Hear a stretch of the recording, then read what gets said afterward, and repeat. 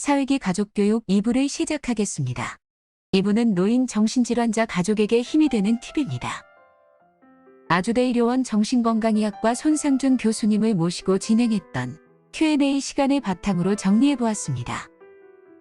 이제 나는 쓸모없다, 죽어야 한다 라고 말하는 노년 부모에게 너무 지쳐요. 사람이 살다 보면 좋은 일도 있을 수 있고 즐거운 시간을 보낼 수도 있습니다. 하지만 어르신들의 경우 행복하다, 즐겁다라는 긍정적인 말보다는 부정적인 말을 많이 하시는 경우가 많아요. 특히 마음이 우울하면 모든 생각, 행동이 부정적인 쪽으로 간다고 합니다.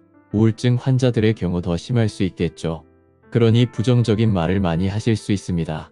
하지만 옆에서 듣는 가족들의 입장에서는 매우 힘들죠.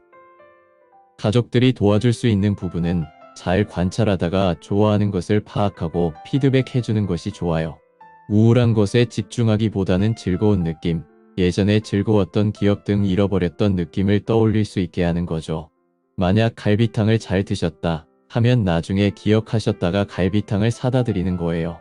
그러면 내가 그때 이걸 맛있게 먹었었지 하면서 즐거웠던 기억이 떠오를 수 있어요. 부정적인 상황을 짚어주기보다는 긍정적인 상황을 놓치지 말고 피드백해주세요. 항상 행복할 수는 없어요. 재미있는 드라마를 보고 식사하고 그러면 성공한 거예요. 환자를 돌보는 가족들도 본인만의 시간을 가지는 게 필요해요. 부정적인 에너지를 흡수하는 것에도 한계가 있어요. 가족들도 환자들을 돌보려면 내 에너지가 필요해요. 그래야 본인이 넘어지지 않고 환자를 돌볼 수 있어요. 이렇게 부정적인 발언을 하는 부모님 또는 가족에게 어떻게 하는 것이 좋을까요? 부정적인 발언을 막는 것은 역효과입니다. 삶의 만족감을 느낄 수 없는 고령자는 자신이 아무 쓸모 없다는 생각에 죽는 게 낫다. 얼른 죽고 싶다고 말합니다. 가능한 한 본인이 하고 싶은 일을 하게 하는 것이 좋습니다. 무엇이 좋을지 모를 때는 정원 가꾸기 같은 식물 돌보기가 효과적입니다. 요양시설에 입소한 치매 환자를 대상으로 한 연구를 보면 식물을 돌보게 하니 집에 가고 싶다고 하거나 폭언을 하는 경우가 크게 줄었고 인지기능도 개선되었다고 합니다. 왜일까요? 첫째, 식물 돌보기는 몸을 움직이게 합니다. 물을 주는 동작이 운동이 되는 것이죠. 둘째, 정해진 시간에 움직이게 한다. 주로 집에 있는 어르신들은 밤낮을 구별하기 어려워요. 특히 현대사회는 밤에도 불을 환하게 밝혀 생활 리듬이 깨지기 쉽죠. 그러나 식물을 키우면 물을 주는 시간이 정해져 있어서 생활의 리듬과 활력을 줄 수 있어요. 셋째, 자신이 무언가에 도움이 된다는 사실을 실감한다. 식물 돌보기는 손쉽게 성과를 확인할 수 있고 자신이 어딘가에 필요한 존재라는 사실도 확인할 수 있는 좋은 활동입니다. 부정적인 말을 무조건 막는 것보다는 노년의 부모 또는 가족이 느끼는 부정적 사고에서 잠시나마 주의 환기할 수 있는 활동을 해보는 건 어떨까요? 두 번째 고민입니다. 반려자를 잃고 남은 부모님이 걱정됩니다. 고령이 되면 언젠가 사별을 겪습니다. 노부부가 동시에 사망하는 일은 사고가 아닌 이상 드물기 때문에 가족이 있어도 혼자 생활하는 시기가 찾아오죠.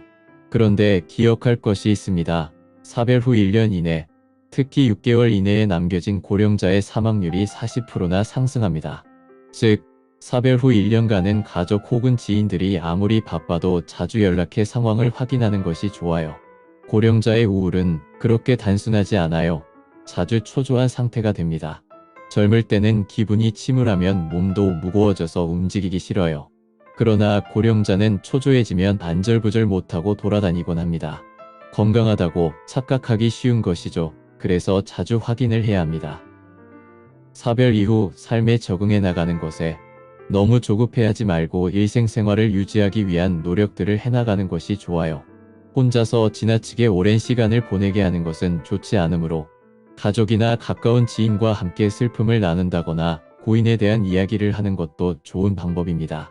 애도는 고인과의 기억을 잊는 것이 아니라 고인을 온전하게 기억하고 마음속에 재배치함으로써 고인에 대한 기억을 간직한 채 살아가는 것입니다. 그럼에도 심리적 고통이 지속되거나 일상생활에 어려움이 있을 경우는 전문가의 도움이 필요합니다. 노인 정신질환자 가족이 있다면 증상을 극복해서 없애려고 하기보다는 병증은 상존하더라도 건강한 면을 늘리고 사람답게 살 수 있는 방법을 찾아 약물 복용과 케어를 지속하는 것을 목표로 해야 합니다. 긴 영상 시청해주셔서 감사합니다. 2022년 가족교육은 여기까지입니다. 저희 수원신호인정신건강복지센터는 가족분들의 건강과 안녕을 응원하겠습니다. 감사합니다.